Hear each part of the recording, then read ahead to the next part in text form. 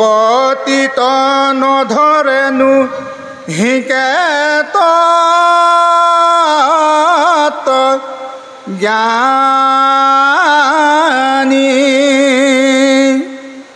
হে ৰাম সিটো মধ্যৱৰ্তী হ'ব যাইবে ধুগতি নেৰাই কোটি কল্পটো মৰণ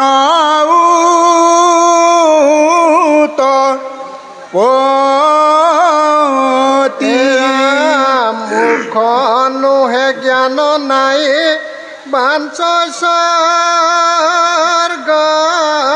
পথ কৃষ্ণ চাৱে মাত্ৰ ধৰ্ম অৰ্থ কাম মনোৰথ নাহি উপশান্তি তাৰ খনে কহিয়াৰ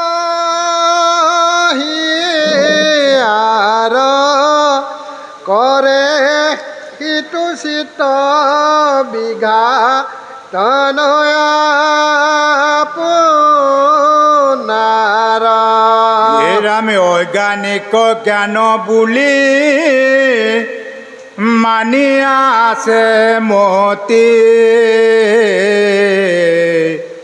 সিটো আত্মঘাতকীৰ শুনা যেন গতি এ ৰামে আনু আত্মঘাতী হ'ব জৈতয় আছে পৰি সেহি অন্ধ নৰকক সিটো যায় হে ৰাম কত বাবৰিষ ভঞ্জয় জাত নানিকাৰ হৰি বিমুখৰ আউৰ নাহি কেনেস্তাৰ সুধিলাহা অভকতে যেন পাৱে গতে সমস্তে কহিলো তাক তোমাত সম্প্ৰতি হে ৰাম হেন জানি নিমি তুমি হিৰ কৰি মতি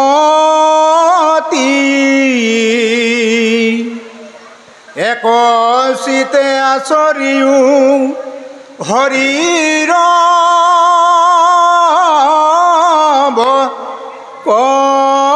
ভকতি কৃষ্ণৰ চৰণে ধৰা সুধীৰ বিশ্বাসে তৰিবা সংসাৰ ঘূৰ তেবে প্ৰয়াসে হেন শুনি পনি পাতে পুষন্ত নিৰপতে সমস্তয়ো তাক হৰে বিমুখ গতে হে ৰাম ভকতি হে তাৰে আক জানিল নিশ্চয় সেদিও কামোৰ আৰ মনৰ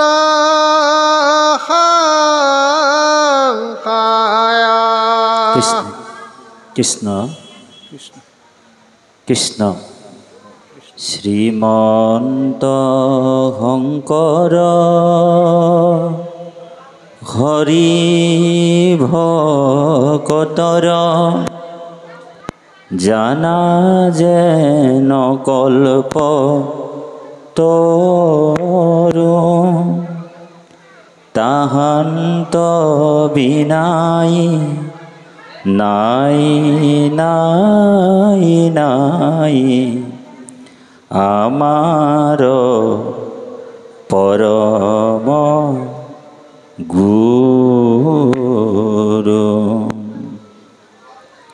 তাহান্ত বিনাই নাই নাই নাই আমার পরম গুরু। ও নমো ভগবতে বাসুদেবায়।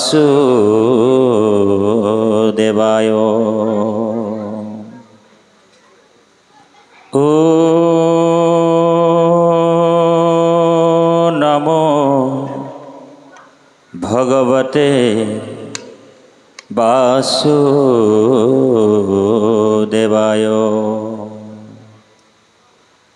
ও নমো ভগবতে বাসুদেবায়।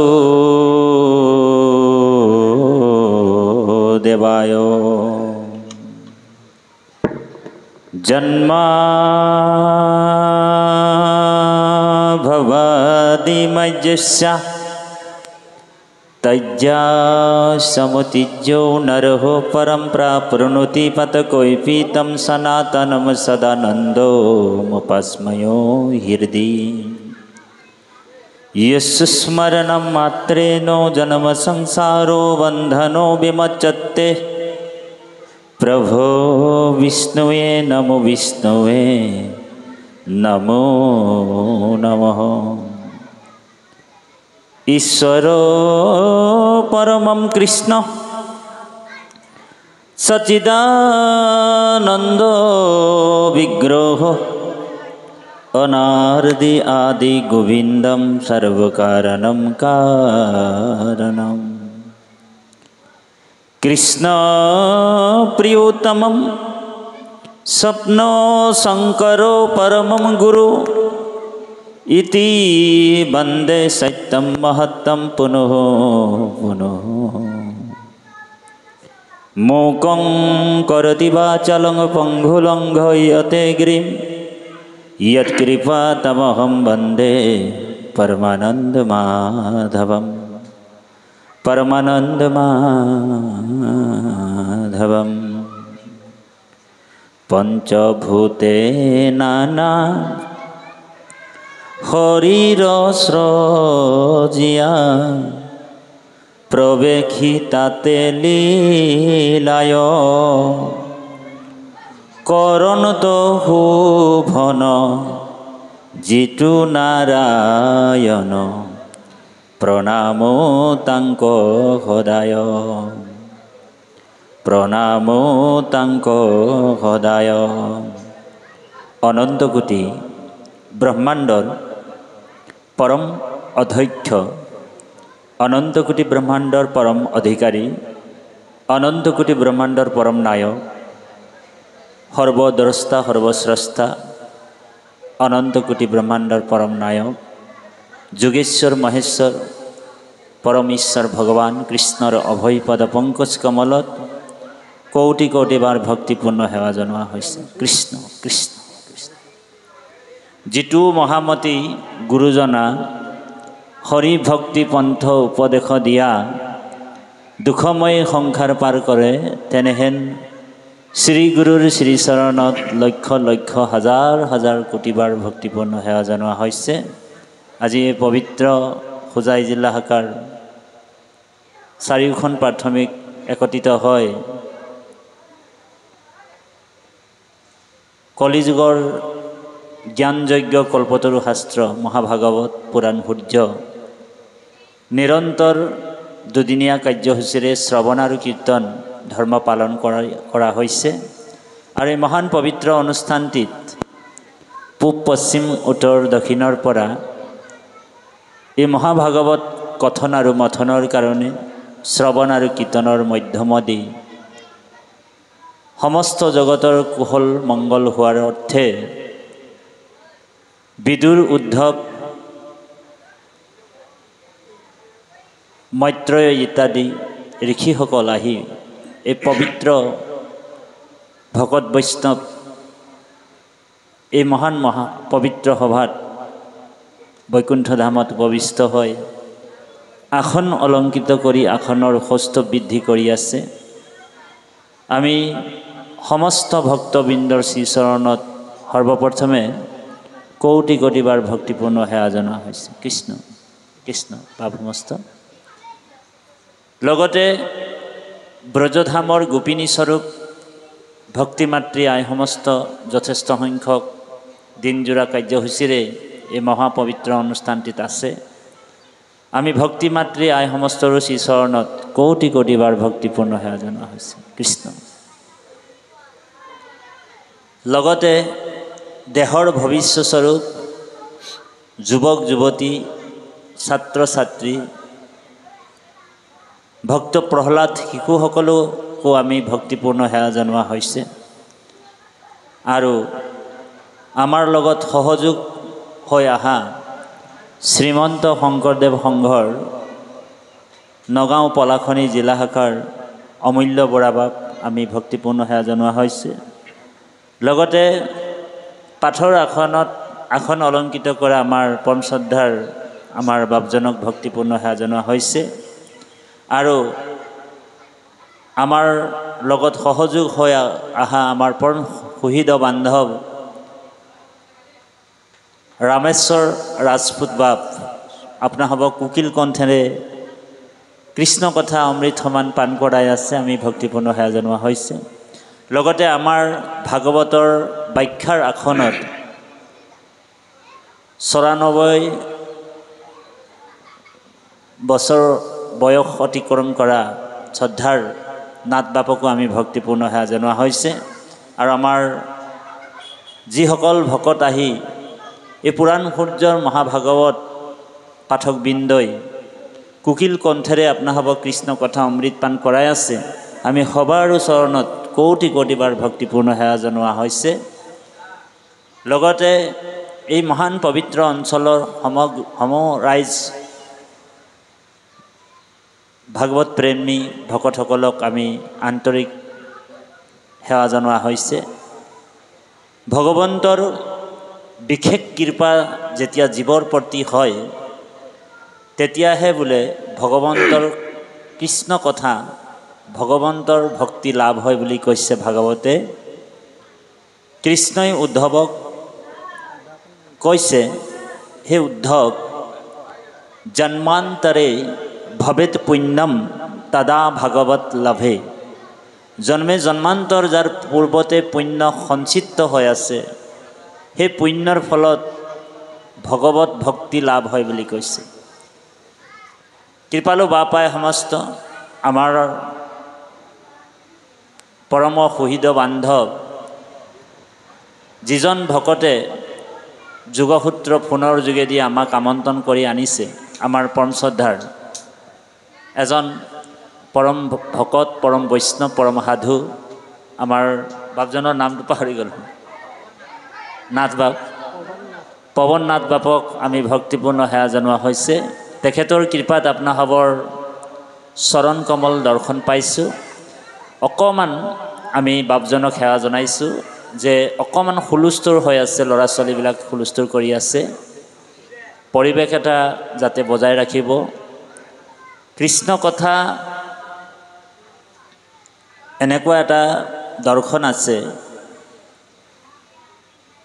ভগৱন্তৰ কথা লাগিলে আমি আধা ঘণ্টা শুনো, 2 ঘণ্টা শুনো, 20 মিনিট শুনো, যিমানকণ সময় বোলে আমি কৃষ্ণ কথা শ্ৰৱণ কৰিম সিমানকণ সময় আমাৰ মহাপুৰুষ গুৰুসকলে ভাগৱতত লিখিছে, শুয়া সাৱধানে নিশবদে একচিতে একমনে আৰু সৰ্বজনে। এই 5টা নিয়ম পালন কৰি আমি কৃষ্ণ কথা শুনিবলৈ কৈছে। লাগিলে আপুনি 2 ঘণ্টা শুনক, 1 ঘণ্টা শুনক, 20 মিনিট শুনক, কৃষ্ণ কথা উভয়ৰে উপকাৰ হয় বুলি কৈছে। জীৱাজনক শুনে, জীৱাজনক কহে, দুহান্তু সংসাৰ তৰে বুলি কৈছে। যিজনে ক'ব সেইজনো সংসাৰ তৰিব, আৰু যিজনে শুনিব সেইজনো সংসাৰ তৰে বুলি কৈছে। গতিকে উভয়ৰ উপকাৰ এই মহাভাগৱতৰ যোগেদি হয়। আমাৰ বাপসকলে কোকিল কণ্ঠেৰে কৃষ্ণ কথা আপোনাসৱক শ্ৰৱণ দিয়াইছে আৰু আপোনাসৱ অমৃত পান কৰি আছে। এই ভাগ অমৃত স্বৰ্গৰ দেৱতাৰ অমৃতকৈ হাজাৰ গুণো শ্ৰেষ্ঠ বুলি কোৱা হৈছে। বোলে হাজাৰ গুণেই নহয়, লাখৰ গুণতো বোলে শ্ৰেষ্ঠ। বোলে এই অমৃত পান কৰিবৰ কাৰণে বোলে দেৱতাসকলেও ইচ্ছা কৰি থাকে, তথাপিও এই অমৃত দেৱতাসকলে পান কৰিব নোৱাৰে। এবাৰ কি হ'ল, যেতিয়া এই মহাভাগৱত পৃথিৱীত আজিৰ পৰা 5200 বছৰ পাৰ হৈছিল ঘটনাটো, কলিযুগ আৰম্ভণি 30 বছৰৰ পিছতেহে এই মহাভাগৱত পৃথিৱীত আহিল। বেদব্যাসৰ একমাত্ৰ পুত্ৰ শুকগুৰুৱে এই মহাভাগৱত 60,000 ততোধিক ঋষিমুনিৰ আগত গংগা নদীৰ কুহাৰু নামৰ ঠাইত এই মহাভাগৱত অভিশপ্ত ৰজা পৰীক্ষিতক শ্ৰৱণ দিয়াইছিল। ৰজা পৰীক্ষিতে আপোনালোক জানে, আমাৰ পৰম শ্ৰদ্ধাৰ বাপজনেও আপোনালোকক ক'লে যে ৰজা পৰীক্ষিতক অভিশাপ দিছিলে 7 দিনৰ পিছত তক্ষক নামৰ এটা সৰ্পই দংশন কৰি মৃত্যুৰ কোলাত শুৱাই দিব বুলি অভিশাপ দিছিল। শৃংগী মুনিয়ে, শ্ৰমিক মুনিৰ একমাত্ৰ পুত্ৰ, ব্ৰহ্মশাপ পতিত ৰজা পৰীক্ষিতে মৃত্যুৰ পৰা পৰিত্ৰাণ পাবৰ কাৰণে, মৃত্যু ভয়ৰ পৰা পৰিত্ৰাণ পাবৰ কাৰণে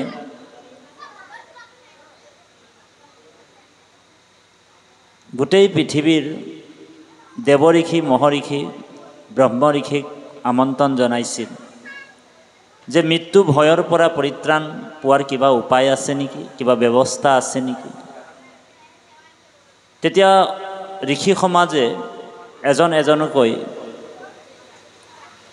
উঠি ৰজা পৰীক্ষিতক কৈছে, এজন ঋষিয়ে কৈছে যে তুমি মৃত্যু ভয়ৰ পৰা পৰিত্ৰাণ পাবা, তুমি যজ্ঞ কৰিব লাগিব, তেতিয়াহে তুমি মৃত্যু ভয়ৰ পৰা পৰিত্ৰাণ পাবা। ৰজা পৰীক্ষিতে কৈছে যে মই কিমান দিন যজ্ঞ কৰিম। লগে লগে ঋষিজনে কৈছে যে তুমি 100 বছৰ যজ্ঞ কৰিব লাগিব। ৰজা পৰীক্ষিতে কৈছে যে প্ৰভু সমস্ত, মই জীয়াই থাকিম মাত্ৰ মোৰ হাতত আছে 7 দিন, আৰু তুমি যজ্ঞ কৰিবলৈ কৈছা কিমান দিন? 100 বছৰ। গতিকে এইটো সম্ভৱ নহয়। আৰু লগে লগে সেই কথাটো নাকচ কৰিছে। এজন ঋষিয়ে উঠি কৈছে যে তুমি মৃত্যু ভয়ৰ পৰা পৰিত্ৰাণ পাবা, এটা কাম কৰিব লাগিব। বোলে কি কাম? তুমি দান কৰিব লাগিব। বোলে কিমান দিন দান কৰিব লাগিব? দান মানে অনেক দান আছে, তাৰ ভিতৰত শ্ৰেষ্ঠ দানটো হৈছে অভয় দান। দান অনেক আছে, তাৰ ভিতৰত শ্ৰেষ্ঠ দানটো কি হৈছে? অভয় দান। বোলে তাতোতকৈ শ্ৰেষ্ঠ দানটোনো কি? বোলে তাতোতকৈ শ্ৰেষ্ঠ দান হৈছে হৰি ভক্তি দান বা নাম দান। গতিকে এজন ঋষিয়ে কৈছে তুমি দান কৰিব লাগিব। বোলে কিমান দিন দান কৰিব লাগিব? ঋষিজনে কৈছে তুমি 9 মাহ দান কৰিব লাগিব। ৰজা পৰীক্ষিত আচৰিত হৈ গ'ল। এজনে কৈছে 100 বছৰ যজ্ঞ কৰিবলৈ, আৰু এজনে কৈছে 9 মাহ দান কৰিব। আৰু এজন ঋষিয়ে থিয় হৈ কৈছে, হে ৰজা পৰীক্ষিত, তুমি মৃত্যুৰ পৰা পৰিত্ৰাণ পাবা, মৃত্যু ভয়ৰ পৰা তুমি ব্ৰত কৰিব লাগিব। যেতিয়া কিমান দিন প্ৰশ্ন কৰিল, ৰজা পৰীক্ষিতে। তেতিয়া কৈছে বোলে তুমি 1 মাহ ব্ৰত কৰিব লাগিব। এনেকুৱা ব্ৰত আছে 1 মাহ 25 দিন 11 দিন 7 দিন এনেকুৱা 8 দিন এনেকুৱা মানে ব্ৰত আছে। 7 দিন নাই 8 দিনলৈকে আছে ব্ৰত। 11 দিন লাষ্ট। 11 দিনৰ ব্ৰতটোক একাদশী ব্ৰত বুলি কোৱা হয়। ৰজা পৰীক্ষিতে কৈছে মোৰ ওচৰত 7 দিন সময় আছে, তুমি 11 দিন ব্ৰত কৰিবলৈ কৈলা, গতিকে সেই ঔষধটো মোৰ কোনো কামৰ ঔষধ নহয়। এনেতে সেই পুণ্যতীৰ্থত গংগা নদীৰ কাষত পাৰতে অনিমন্ত্ৰিত এজন সিদ্ধ আহি উপস্থিত হৈছিল, যাক মুনীন্দ্ৰ বুলি কোৱা হয়। মণিযোগ ইন্দ্ৰ, যিজন মুনিৰ সকলৰ ৰজা, দিগম্বৰ বেশ, পৰাশ মুনিৰ নাতি শুকগুৰু। আৰু ৰজা পৰীক্ষিতক সুধিছে তোমাৰ হাতত সময় কিমান আছে? বোলে সময় মাত্ৰ 7 দিন। লগে লগে ৰজা পৰীক্ষিতক কৈছে যে 7 দিন সময়টো তোমাৰ ওচৰত বহুতেই আছে, মই তোমাক মৃত্যু ভয়ৰ পৰা 2 দণ্ডতেই নিস্তাৰ কৰিব পাৰোঁ। মোৰ ওচৰত এনেকুৱা এটা দৰৱ ঔষধ আছে। আৰু এটা কাহিনীৰ যোগেদি তেওঁক কৈছে যে অল্পকালে সাধে সিদ্ধি কৃষ্ণৰ ভকতি, 2 দণ্ডে পাইলা গতি খটাংগ নিৰপতি। বোলে অল্পকালে সাধে সিদ্ধি কৃষ্ণৰ ভকতি, 2 দণ্ডে পাইলা গতি খটাংগ নিৰপতি। তোমাৰ হাতততো বোলে 7 দিন আছে, মই তোমাক 2 দণ্ডতে গতি দি দিম। স্মৰণম মাত্ৰেন জন্ম সংসাৰো বন্ধনো বিমজ্জতি। বোলে যাৰ নাম স্মৰণ কৰাৰ লগে লগে সংসাৰ বন্ধনৰ পৰা, ভয়ৰ পৰা মুক্ত হ'ব পাৰা। সেই পৰম ঈশ্বৰ অনন্ত কোটি ব্ৰহ্মাণ্ডৰ পৰম অধ্যক্ষ, অনন্ত কোটি ব্ৰহ্মাণ্ডৰ পৰম অধ্যক্ষ। অধ্যক্ষ মানে হৈছে স্কুলৰ প্ৰিন্সিপালৰ কথা কোৱা নাই। অধ্যক্ষ মানে পাৰ্লামেণ্টৰ অধ্যক্ষৰো কথা কোৱা নাই। যি কোটি কোটি ব্ৰহ্মাণ্ডৰ যিজন পৰম ঈশ্বৰ, পৰম অধ্যক্ষ, যি সুপ্ৰিম, তেওঁতকৈ আৰু ওপৰত কোনো নাই, সেইজনৰ নাম স্মৰণ কৰাৰ লগে লগে জীৱই ভৱ সংসাৰৰ পৰা মুক্ত হ'ব। সেইজন ঈশ্বৰৰ জন্মলীলা ৰহস্যৰ কথা মই তোমাক 7 দিন কম, তুমি শুনিবানে? তেতিয়া ৰজা পৰীক্ষিতে কৈছে, এনেকুৱা এটা অফাৰ পাই গ'ল ৰজা পৰীক্ষিতে।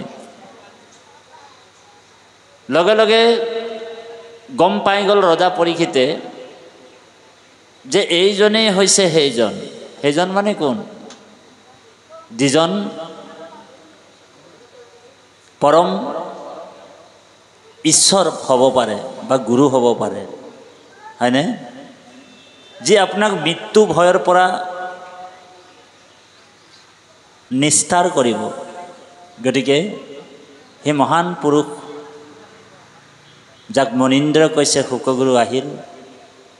দৰ্শন মাত্ৰকে তেওঁৰ সমস্ত পাপ দূৰ হোৱা সেই ঋষিজন শুকগুৰু আছিল। শুকগুৰুৰ লাৱণ্য ৰূপটো দেখি বাকী 60,000 ঋষিসকলো মুগ্ধ হৈছে। সেই 60,000 ঋষি আছিল এজন এজন বেদজ্ঞ, শাস্ত্ৰজ্ঞ, ব্ৰহ্মজ্ঞ। অগস্তি, পুলস্তি, অংগিৰা, ভৃগু, এনেকুৱা ঋষি আছিল। অগস্তি নামৰ এজন ঋষি আছিল, সাগৰকো গিলি খাই দিব পৰা ঋষি তাত বহি আছে। তথাপিও সেই ঋষিসকলে মৃত্যু ভয়ৰ পৰা পৰিত্ৰাণ কৰিব পৰা ব্যৱস্থাটো তেওঁলোকৰ হাতত আছিল নেকি? বোলে নাছিল। কিন্তু শুকগুৰুৰ হাতত আছিল। কাৰণ শুকগুৰু ভগৱন্তৰে যদিও 24 অৱতাৰত নাই, কিন্তু শুকগুৰুও ভগৱন্তৰ অৱতাৰ বুলিও ধৰি লোৱা হৈছে। আৰু ভাগৱতত এইটো নিৰূপণ কৰিছে। শুকগুৰুক ভগৱান বুলিও ভাগৱতৰ দ্বাদশ খণ্ডত কৈছে। কিহৰ কাৰণে? ৰজা পৰীক্ষিতৰ নিচিনা পুণ্যৱান বা ভাগ্যৱান মহাভাগ্যৱান ব্যক্তি নাই। বোলে কিয়? ৰজা পৰীক্ষিতে গৰ্ভতে প্ৰভু ভগৱন্তক দৰ্শন পাইছিলে, হয়নে? আৰু জন্মৰ দিনটো তেওঁৰ একেবাৰে কিমান এটা সুন্দৰ সৰ্বাংগময় সুন্দৰ হ'ল জন্মৰ দিনটো। আৰু ৰজা পৰীক্ষিতৰ মহাভাগ্য চাওক, তেওঁ মৃত্যুৰ দিনাখনো সেই পৰম ভগৱানকে লগ পাইছে, ভকতকে লগ পাইছে, হয়নে বাৰু? জীৱনৰ মাত্ৰ দুটা দিন আপোনাৰ মোৰ আছে, এই দুটা দিনহে মাত্ৰ, হয়নে? কিন্তু জন্মদিনটোতো আমাৰ জ্ঞাত নহয়। জন্মৰ দিনটোত আমি কাক কেনেকৈ লগ পাইছোঁ সেইটো আমি পাহৰি আছোঁ ইতিমধ্যে। আমাৰ জন্মদিনটো আমি পাহৰি গ'লোঁ, কিন্তু মৃত্যু দিনটো আমাৰ অলপ অলপ মনত আছে, মনত হৈ আহিছে লাহে লাহে, হয়নে? যে আমি এদিন মৰিব লাগিব।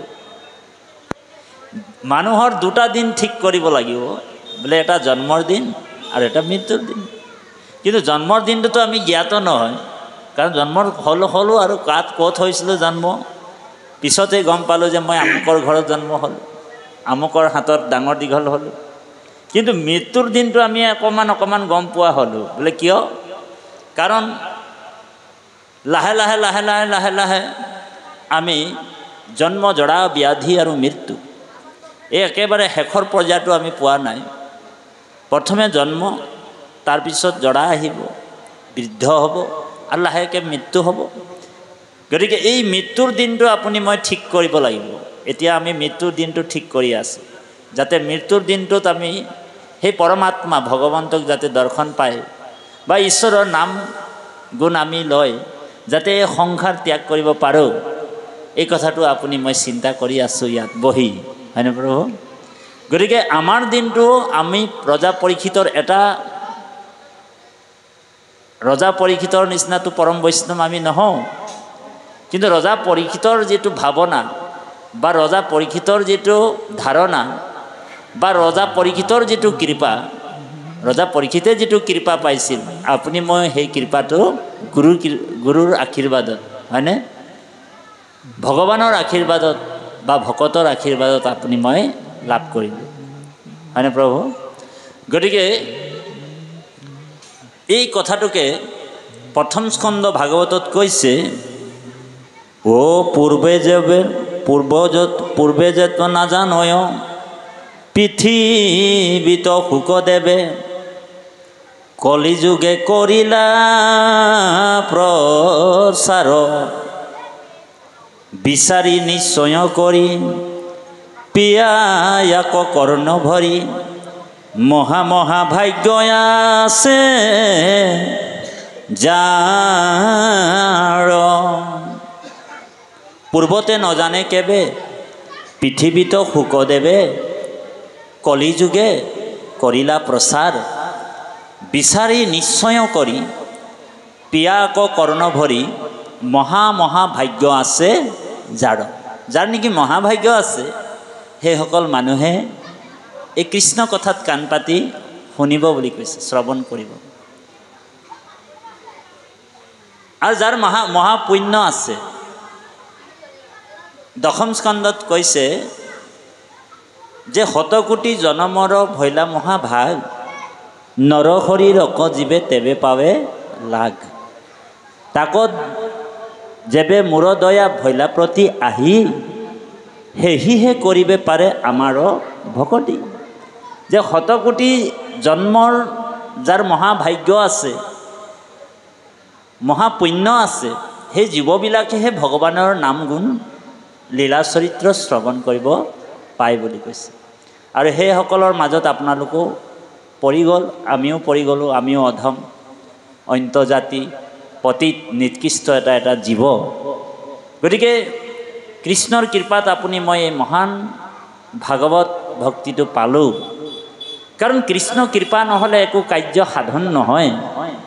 ই ৰাম কৃষ্ণৰ কৃপাতে ব্রহ্মার ভৈলা জ্ঞান কৃষ্ণ কৃপা বিনে কার্য হাদি ভাকটান কৃষ্ণর কৃপাতে ব্রহ্মার ভৈলা জ্ঞান কৃষ্ণ কৃপা বিনে কার্য হাদি বাক টান কৃষ্ণ কৃপা নহ'লে এনেকুৱা মহান পবিত্ৰ অনুষ্ঠানো পাতিব নোৱাৰে আপোনালোকৰ প্ৰতি কৃষ্ণৰ কৃপা আছে গতিকে সেই কৃপাৰ ফলতে আজি আপুনি মই এই ভগৱত ভক্তিটো লাভ কৰিছোঁ এই কথাটোকে দশম স্কন্ধ আৰম্ভণিতে গুৰুজনাই কৈছে এই ৰাম শতকোটি জনমৰ হে মহাপাপচয়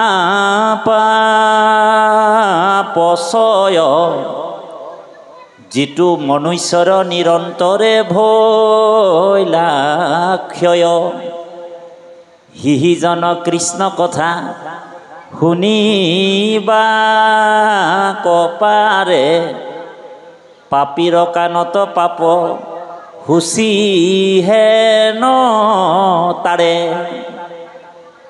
শতকোটি জনমৰ মহাপাপচয় যিটো মনুষ্যৰ নিৰন্তৰে ভৈলা ক্ষয় হিজন কৃষ্ণ কথা শুনিবাক পাৰে পাপীৰ কাণত কথা মানে পাপীৰ কাণত পাপে হুচি হেন তাৰে বুলি কৈছে পাপী মানুহে ইয়াত বহি থাকিব নোৱাৰে হয় তাৰমানে কৃষ্ণ কথা তেওঁ খন্তেক সময় আহিব আহি খুচমুচ কৰিব আৰু অকণমান দেৰিৰ পিছত তেওঁ লাহেকৈ ঔহৰি উঠি গুচি যাব বুজি পাইছেনে তেওঁ ধৈৰ্য ধৰি শুনিব নোৱাৰে কৃষ্ণ কথা গতিকে কৃপালু বাপাই সমস্ত আমি পাঠ ভিত্তিত আলোচনা ভাগ কৰিব লাগিব আপোনালোক জানে স্বয়ম্ভু মনুৰ একমাত্ৰ পুত্ৰ প্ৰিয়ব্ৰতা ৰজা আৰু এই প্ৰিয়ব্ৰত ৰজাৰ একমাত্ৰ পুত্ৰ আগ্নিধ্ৰৰ একমাত্ৰ পুত্ৰ নাভিৰ একমাত্ৰ পুত্ৰ হৈছে ঋষভ সেই ঋষভ হৈছে ভগৱন্তৰ অৱতাৰ আৰু সেই ঋষভৰে 100জন ল'ৰা আছিল তাৰে 9জন ল'ৰা জ্যেষ্ঠ আছিল তাৰ ভিতৰত একেবাৰে জ্যেষ্ঠ ল'ৰাজনৰ নাম আছিলে ভৰত আৰু বাকী 9জন ল'ৰাই একেলগে 9জন ল'ৰা 9টা দ্বীপৰ পতি হ'ল ৰজা হ'ল আৰু বাকী 81জন কৰ্মকাণ্ডী ব্যৱস্থাৰে ঈশ্বৰক উপাসনা কৰিছিল বুজি পাইছেনে আৰু বাকী 9জন বৈৰাগ বিৰক্তি হয় দিগম্বৰ হয় ব্ৰহ্ম ধ্যান কৰি ঈশ্বৰ পৰম তত্ত্ব লাভ কৰিছিল এই 9জন সিদ্ধ হ'ল সিদ্ধ মানে এনেকুৱা যেনেকৈ আপুনি সিদ্ধ বনালে তাত নিমখ মছলা জ্বলা এইবিলাক থাকে নেকি সিদ্ধত থাকে নেকি নাথাকে তাৰমানে কাম ক্ৰোধ লোভ মোহ দম্ভ অভিমান কুচুট কপট ঈৰ্ষা অসূয়া এইবিলাক বস্তু মানে তেওঁলোকৰ শৰীৰত নাছিল সেই সিদ্ধসকল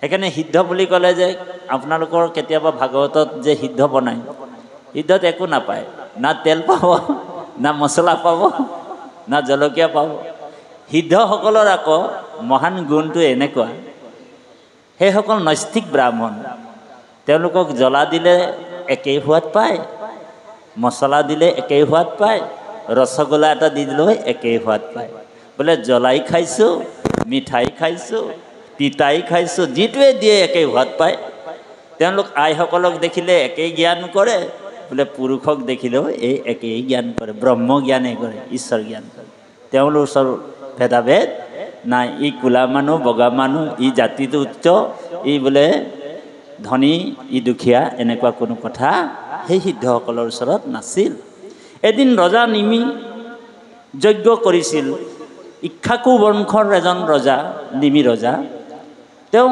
ভগৱন্তৰ কিন্তু ভকত আছিল ৰজা হৈও কিন্তু কিছুমান আমাৰ ভকত আছিল যেনেকৈ জনক ৰজা পৰম বৈষ্ণৱ আছিল হয়নে নিমি ৰজা পৰম বৈষ্ণৱ আছিল তেনেকুৱা বহুত ৰজাৰ উদাহৰণ ভাগৱতত আছে যিসকল ৰজা যেনেকুৱা আপোনাৰ এই ৰজা চতুৰ্থ স্কন্ধতো এজনক পোৱা যায় ইন্দ্ৰদ্যুম্ন ৰজা। গতিকে এনেকুৱা এজন ৰজা পৰম বৈষ্ণৱ আছিল, ঈশ্বৰৰ ভকত আছিল। ৰজা হৈও ঈশ্বৰক ভক্তি কৰিব পাৰে। ইয়াৰ উদাহৰণটো ভাগৱতত আছে যে বিষয়ত থাকিয়া ভকতি হৈয়ে যাৰ সাধু সংলয়া কৰে আমাকো বিচাৰ আন কৰ্ম এৰি ভকতিত তৎপৰ জানিবা উদ্ধৱ হকি সেয়ে ঈশ্বৰ। যে বিষয়তো থাকি ঈশ্বৰৰ ভক্তি কৰাজনো ঈশ্বৰক লাভ কৰিব পাৰে। গতিকে বিষয়ৰ দুখে তাক চুবও নোৱাৰে। গতিকে এনেকুৱা পদ্ম ফুলৰ নিচিনা পদুম ফুলৰ নিচিনা হয় সেই ৰজাবিলাকো ঈশ্বৰৰ ভজনা কৰিছিল। গতিকে সেই নিমি ৰজাক 9টা প্ৰশ্ন কৰি আহিছে। জীৱ তৰণৰ উপায় কি, ভাগৱত ধৰ্ম মানেনো কি, আত্যন্তিক সুখ মানে কি, আৰু আকৌ সুধিছে মায়া তৰণৰ উপায় কি। এনেকুৱা 9টা প্ৰশ্নৰ উত্তৰত একেবাৰে শেষৰ প্ৰশ্নটো ইতিমধ্যে কৰি আছে বিষয়ৰ মানুহৰ কেনেকুৱা গতি হয়, বিষয়ৰ মানুহৰ কি গতি হয়। এই প্ৰশ্নটো কৰি থাকোঁতে তাৰ উত্তৰত আমাৰ পৰমশ্ৰদ্ধাৰ বাপসকলে ইতিমধ্যে পাঠ কৰিছে। নিগদতি চমস শুনিও নিমি কথা হৰি বিমুখৰ আৰু কহিব ব্যৱস্থা। যি হৰিৰ বিমুখ, যি বিষয়ী মানুহ, তেওঁৰনো কি ব্যৱস্থা হয় আপোনাৰ মুখৰ পৰা নিমি ৰজাই কৈছে যে এবাৰ শ্ৰৱণ কৰিবলৈ ইচ্ছা প্ৰকাশ কৰিছোঁ। তেতিয়া উত্তৰত কৈছে কৃষ্ণক নিমি ৰজাই কৈছে কৃষ্ণক নভজি মজি আছে দুৰ্গতিত হাঞ্চে মহাযাতনা আপুনি বিপৰীত। কৃষ্ণক বিমুখ মানে জানিবা আশয় বাঢ়ে লোভ জগতক দেখে ধনময়। তাৰপিছত কৈছে ধৰ্মেহে ধনৰ ফল ইহাক নজানে ৰাত্ৰি দিনে হাঞ্চে বিত্ত যত পাৰে মানে। নেদে দান দক্ষিণা নৰাধে মনে হৰেই পুত্ৰ ভাইজা সমে মাত্ৰ ভুঞ্জই পেট ভৰি। যে বিষয়ী মানুহসকল অকল নিজৰ কথাকে চিন্তা কৰি থাকে, মোৰ ধন, মোৰ মাটি, মোৰ ল'ৰা, মোৰ ছোৱালী, অকল মোৰ কৈ মৰি থাকে, হয়নে বাৰু? যেনেকৈ আমাৰ আদিবাসী ভাষা অকণমান লগাই দিম, আপোনালোক বেয়া পাব নেকি বাবু? হা, আমাৰ আদিবাসী ভাষাত কৈছে, কাৰণ আমাৰ উপাধিটো চাই গম পাই গ'ল যে তাঁতিবাপ কণামুচৰি মানুহ। গতিকে অকণমান আদিবাসী ভাষাটোক জইন কৰিছোঁ, বেয়া নাপাব দেই। যেনেকৈ মোৰ ধন, মোৰ মাটি, মোৰ বাৰী, মোৰ ল'ৰা, মোৰ ছোৱালী, অকল মোৰকৈ মৰি আছে। বোলে মোৰ ধন, মোৰ টাকা, মোৰ মাটি, মোৰ বাৰী, মোৰ ল'ৰা, মোৰ ছোৱালী, অকল মোৰ। তো ভগৱানও ভাবিছে এই মানুহটা তো অকল মৰকে আছে, ইয়াকে বলে জলদি করে মরাই দিয়াটাই ভাল। তাক 70 বছর আর 60 বছরতে ও হারি ওরাম মর তবে হলে। তো যদি মরকে আছো তেনেহলে সোনকালে মরি থাকোটাই ভাল। তো এই বিষয়ী মানুহসকলৰ কি ব্যৱস্থা হয়, যেনেকৈ এটা হাতৰ পাইছে আপোনালোকে, গপত মৰে গজ, হয়নে? গজহস্তীটো গপত মৰে, গছকত মৰে কি গুম, মানে ফেটি শাক। হ খাই শগুন মৰে, হ খাই শগুন মৰে, আৰু আজৰি মৰে কোন। এই হাতৰটো শুনিছেনে আপোনালোক? আমাৰ অৱস্থাটো তেনেকুৱা, মানে বুজি পাইছেনে? ভাঙনি কৰি দিম। গপত মৰে গজহস্তি আৰু গছকত মৰে গুম, হ খাই শগুন মৰে, আজৰি মৰে কোন। তাৰমানে এই হাতৰটো আমি অকণমান ভাঙনি কৰি দিছোঁ বাৰু দেই বাৰু। এতিয়া গপত মৰে গজহস্তি, এজন গজহস্তি আহি আছে, গজহস্তীৰ মনটোতো জানেই আপোনালোক, আমাৰ যেনেকৈ মন অহংকাৰ ময়মত্ব মন। গপত আহি থাকোঁতে মানে সাপ এডাল, ফেটি সাপ এডাল এনেকৈ কৰি আছিলে।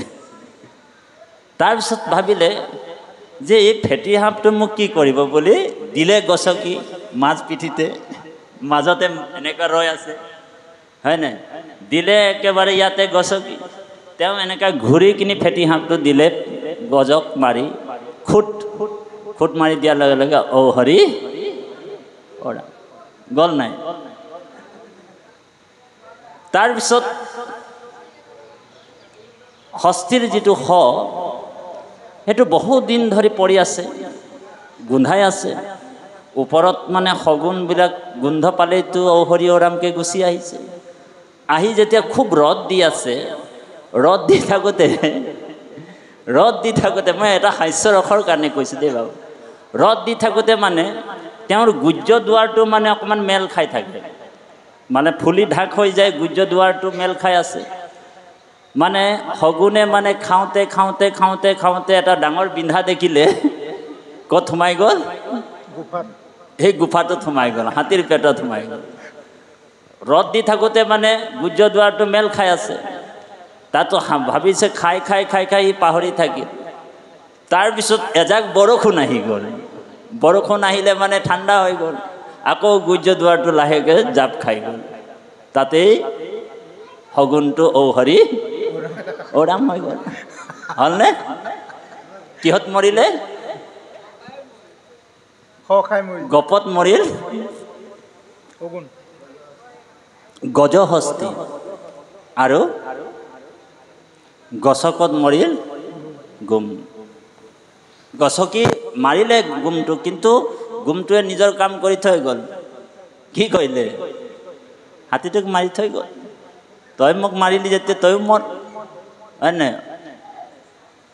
মেৰে মাৰনে সে তেৰি ভলাই হে তো তু মৰ যা বেটা, তাক মাৰি দিলে, হয় নাই বাৰু? তাৰপিছত দুইটাই মৰিল। তাৰপিছতে এই যে খৰ গোন্ধটো শুনি শগুন সোমাই তাতো হৰি ওৰাম হৈ গ'ল। এনেতে মানে দুজন ব্যক্তি আহি আছিলে চাইকেল মাৰি সেই হাবিটোৰ মাজে মাজে, বুজি পাইছেনে?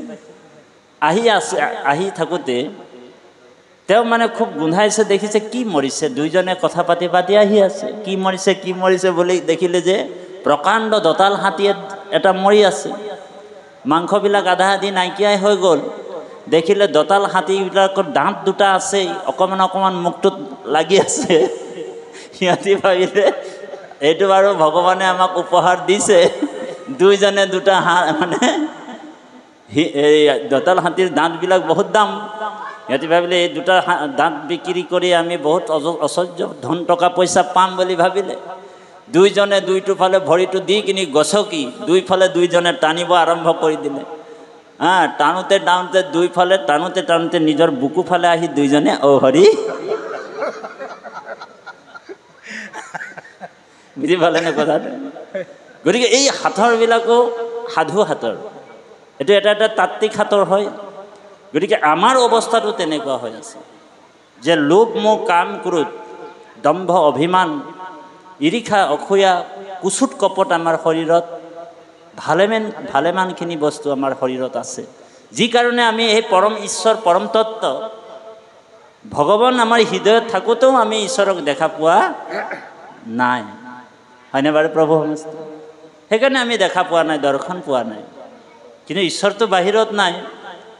এই হৃদয়ত আছা তুমি, তোমাক নপাবে স্বামী, ভক্তি সাৰি বিষয় লোভত, কণ্ঠত আছয় মণি, তাকো বিস্মৰিয়া মানি, নজানি বিচাৰে বাহিৰত। গতিকে হৃদয়ত আছা তুমি, এইটো বেদসকলে কৈছে বেদস্তুতিত 10ম স্কন্ধত, যে হৃদয়ত আছা তুমি, তোমাক নপাবে স্বামী, ভক্তি সাৰি বিষয় লোভত, কণ্ঠতে আছয় মণি, তাকো বিস্মৰিয়া মানি, নজানি বিচাৰে বাহিৰত। গতিকে এই বিষয়ী মানুহসকলৰ অধোগতি হয়।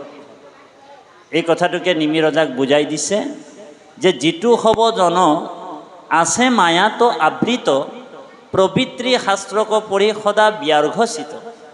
প্ৰবৃত্তি মাৰ্গৰ শাস্ত্ৰবিলাক পঢ়ি তেওঁলোক সদায় ব্যাঘ্ৰৰ নিচিনা হৈছে, বাঘৰ নিচিনা। কিছুমান মানুহ থাকে চাবচোন আপুনি, তেওঁলোকক ভাগৱতৰ কথা ক'লে মানে ভাগৱতৰ কথাটো তেওঁলোকে ভালকৈ নুশুনিব। ই বৰ জনা হৈছে, কিবা এটা তৰ্ক কৰি হ'লেও যুক্তিৰে হ'লেও, হয়নে, ইয়াক পেলাবলৈ যাব লাগিব, সেইবুলি ভকতৰ কথা তেওঁলোকে নুশুনে। আপুনি শুদ্ধ উপদেশ দিব, সেই শুদ্ধ উপদেশটো নল'ব। তেওঁলোক প্ৰবৃত্তি মাৰ্গটোৱে মূল মাৰ্গ বুলি ভাবি লৈছে। কিন্তু নিৰ্বৃত্তি মাৰ্গত যে প্ৰবৃত্তিঞ্চি নিৰ্বৃত্তিঞ্চ দ্বিবিধাং কৰ্মানা, দ্বিবিধাং কৰ্ম আমাৰ বাপজনেও কৈ গ'ল। আমি এতিয়া নিৰ্বৃত্তি মাৰ্গত আছোঁ, প্ৰবৃত্তি মাৰ্গ আছেই। দুটা মাৰ্গ আছে, বেদতো কৈছে, গীতাতো কৈছে যে দুটা মাৰ্গৰ ভিতৰত অৰ্জুনক কৈছে তুমি কোনটো মাৰ্গ। অকল দুটা মাৰ্গ নহয়, উদ্ধৱকতো তিনিটা মাৰ্গৰ কথা কৈ দিলে, হয়নে বাৰু? জ্ঞান কৰ্ম ভকতি কৰিলোঁ কহি ভেদ, ভকতি উত্তম পথ দিলোঁ পৰিচ্ছেদ। যে জ্ঞান কৰ্ম আৰু ভক্তি তিনিটা ৰাস্তা দেখুৱাই দিলে উদ্ধৱক। এটা বাইপাছ ৰাস্তা, এটা গাঁৱলীয়া ৰাস্তা আৰু এটা টাউনীয়া ৰাস্তা। তোমাৰ যিটো ইচ্ছা সেই ৰাস্তাত তুমি গৈ থাকা, নিৰ্ণয়টো তোমাৰ নিজৰ, তোমাক মই জবৰদস্তি নকৰোঁ। গাঁৱলীয়া ৰাস্তাটোতো তুমি আহিব পাৰা। এই স্থানটো কি বুলি কয়, হা? 7 নম্বৰ পূবদালি। ইয়াত আহিবলৈ হ'লে গাঁৱলীয়া ৰাস্তাও ল'ব পাৰে আৰু আহিব পাৰে। কোনোবা বোলে বাইপাছ হৈও আহি সোমাই যাব পাৰে, কোনোবা টাউনৰ মাজে মাজে, কামপুৰ টাউনৰ মাজে মাজেও আহিব পাৰে, হয়নে বাৰু? খালি কামপুৰ টাউনৰ মাজে মাজে ৰাস্তাটো যদি লৈ লয়, সেইটো ৰাস্তাত জাম জোঁট পাব, সময় লৈ ল'ব, হয়নে? গাঁৱলীয়া ৰাস্তাত সোমাই গ'লে তেওঁ অকাই পকাই অকাই পকাই পকাই অকাই ইয়ালৈ আহিব। আৰু এটা ৰাস্তা বাইপাছ ৰাস্তা ধৰি ল'লে, তাতিবা আপুনি বাইপাছ ৰাস্তাটো বৰঘাট হয় একদম ডাইৰেক্ট মাৰি দিব আৰু 5 কিলোমিটাৰ ভিতৰ সোমাই যাব, বাছ পূবদালি গাঁও পাই যাব। তো ভগৱন্তৰ তিনিটা মাৰ্গ আমাক দিছে জীৱবিলাকক।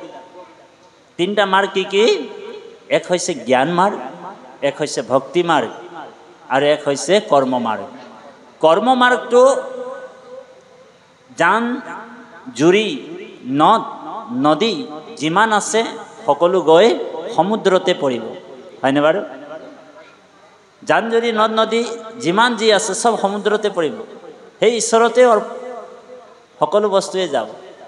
কিন্তু সেই ৰাস্তাবিলাক কঠিন বুলি কৈছে। কৰ্ম মাৰ্গটো কঠিন, দুষ্কৰ মাৰ্গ, কাঁইটীয়া পথ।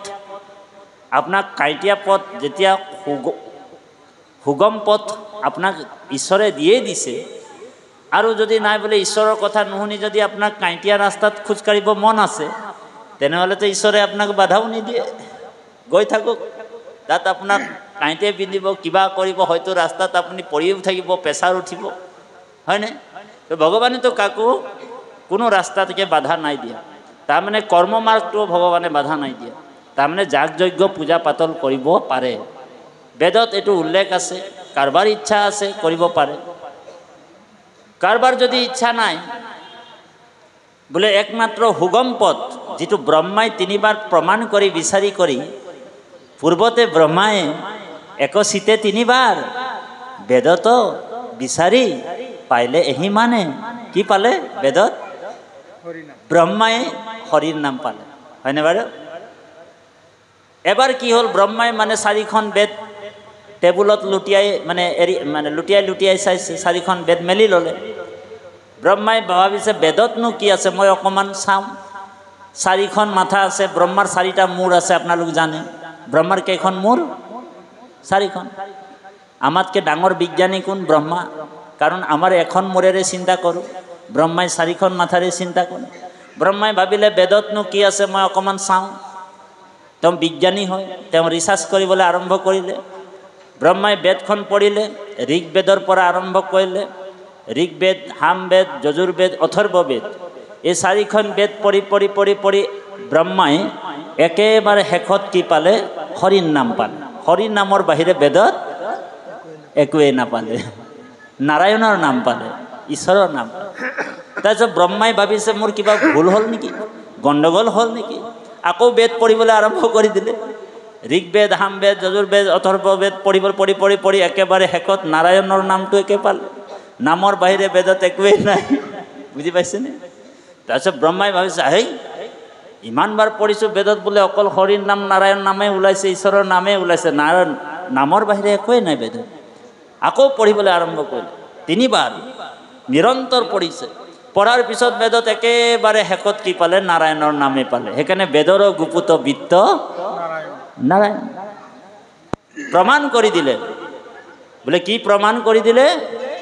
নাৰিগু ৰাজৰ্জুৰ সামেয়া পৰিকৃতিতা অথৰ্বেণ মুনিও বদন্তি নাৰায়ণ।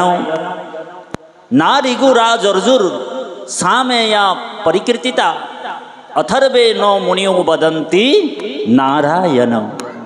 তেতিয়া ব্ৰহ্মাই ভাবিলে এটা কাম কৰা হোক, 4খন বেদৰ পৰা 4টা অক্ষৰ, অক্ষৰ মানে অবিনাশী, অক্ষৰ মানে হৈছে শব্দ ব্ৰহ্ম, অবিনাশী শব্দ। ব্ৰহ্মাই 4টা শব্দ আনিলে। না ঋগু, ঋগ্বেদৰ পৰা নাটো আনিছে, যজুৰ্বেদৰ পৰা ৰাটো আনিছে, সামবেদৰ পৰা ইয়াটো আনিছে, আৰু অথৰ্ববেদৰ পৰা নটো আনিছে। আমাক জীৱবিলাকক 24 তত্ত্বৰে এই জীৱ গঠিত আপুনি মই এই 4টা আখৰ লাভ কৰিছোঁ। ক'ৰ পৰা পালোঁ? ব্ৰহ্মাই আমাক সাৰ বস্তুটো আনি দিলে। সকলোৱে গাব দেই। ই 4 বেদৰ 4 অক্ষৰ এ সাৰ কাঢ়ি আনি ব্ৰহ্মদেৱে বেকত কৰিয়া থৈলা নাৰায়ণ বাণী। হেহি নাৰায়ণ নামলয়া শুদ্ধ কৰোঁ আমি চিতকায়া হৰি সন্তোষৰ কাৰণ আননা জানি। ৰাম হৰি সন্তোষৰ কাৰণ আননা জানি। 4 বেদৰ 4 অক্ষৰ সাৰ কাঢ়ি আনি ব্ৰহ্মা দেৱ বেকত কৰিয়া থৈলা নাৰায়ণ বাণী। হেহি নাৰায়ণ নামলয়া শুদ্ধ কৰোঁ আমি চিত্তকায়া হৰি সন্তোষৰ কাৰণ আন নজানি। গতিকে কৃপালু বাপাই সমস্ত এই নাম ধৰ্ম মহাপুৰুষ জগতগুৰু শ্ৰীমন্ত শংকৰদেৱে ভকতি ভাণ্ডাৰ দ্বাৰা হ'ব চুৰি মুকুতি কৈলি উদাস। এক হৰণ হৰি নাম ধৰ্ম ৰাজা কৰো পৰ কাষ। ভকতি ভাণ্ডাৰ, ভাণ্ডাৰ মানে হৈছে ভঁৰাল, দ্বাৰা মানে হৈছে দুৱাৰ, সকলোৰ কাৰণে মুকলি কৰিছে দেই, জীৱশ্ৰেষ্ঠ মনুষ্যৰ কাৰণে। হা, এই ভকতি ভাণ্ডাৰ দ্বাৰা হ'ব চুৰি মুকুতি কৈলি উদাস। এক হৰণ হৰি নাম ধৰ্ম ৰাজা কৰো পৰকাশ। ৰাজা ধৰ্ম, নাম ধৰ্মটো কি ধৰ্ম? ৰজা ধৰ্ম। কেনেকৈ ৰজা ধৰ্ম? কাৰণ ৰজা ইয়াক স্বীকাৰ কৰিছে, হয়নে বাৰু? নৰনাৰায়ণ ৰজা চিলাৰায়ে শৰণ লৈছে, হয়নে বাৰু? গতিকে আপুনি মই কি ধৰ্ম পালন কৰিছোঁ? ৰজাৰ ধৰ্ম। নাম ধৰ্মটো হৈছে ৰজাৰ ধৰ্ম। নাম ধৰ্ম হৈছে সুপ্ৰিম, নামতকৈ শ্ৰেষ্ঠ আৰু একো বস্তু নাই, ব্ৰহ্মাণ্ডতে নাই। কৃষ্ণই নিজেই কৈছে বাপাই সমস্ত এই নাম ধৰ্ম আপুনি মই লৈছোঁ। গতিকে আমি ৰজাই কাকো ভয় কৰিবলগীয়া কথা আছে নেকি বাৰু? ৰজাই কাৰোবাক ভয় কৰিবলগীয়া কথা নাই। গতিকে কৃপালু বাপাই সমস্ত পাঠৰ মাজত সোমাই যাম। আমাৰ বাপজন পাঠ আৰম্ভ কৰক। আমি মাজে মাজে 2-এটা কাহিনীও চলি থাকিব। আমাৰ মাজত পাঠকী আছেই, আমাৰ পৰম শ্ৰদ্ধাৰ বাপসকলেও পাঠ কৰিব। গতিকে আমাৰ পৰম শ্ৰদ্ধাৰ বাপজনক পাঠৰ মাজত সোমাই যাবলৈ সেৱা জনাম। কৃষ্ণ কৃষ্ণ। ভগৱানৰ বিভিন্ন মূৰ্তি আৰু নাম কথন। কোন যোগে কোন মূৰ্তি পূজে সাধে সিদ্ধি, কোন মা হেন পূজা